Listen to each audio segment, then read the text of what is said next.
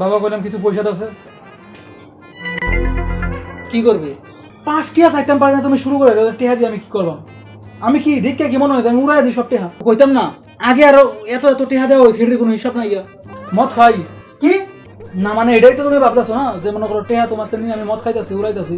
দেখতে তো তাই মনে হয় না? তোমার কথা বলে আমার বুকটা ফাইটে গেছে দুঃখে।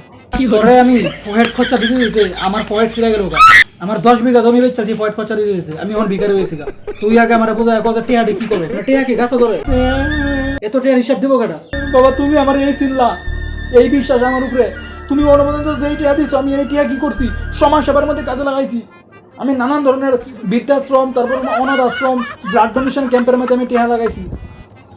তারপর রাস্তার মধ্যে যারা বাড়িঘর নাই, রাস্তাঘাটে ঘুরতে থাকে, গাড়ির কেঁচা মেচায় খায়, মশাই কামড়ায় সারাইতে, আমি আর পতঞ্জলির ধূপকাঠির প্যাকেট দিছি কিনা।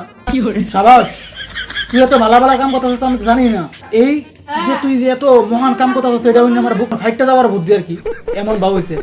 আর এটা লাগে তুমি কিডনি বেচতে দে আমরা পয়সা দেওয়া লাগিয়া। আচ্ছা কয় টাকা লাগবো? বেশি লাগতো না বাবা, 2000 টাকা দিলে হইব। এটা দিয়ে আমি যতটা পারে আমি মানুষের সেবা করব।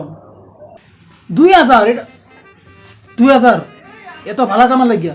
10,000 দিতে আছে, 10,000। আচ্ছা ঠিক আছে। শ্যামাটা কি হলো,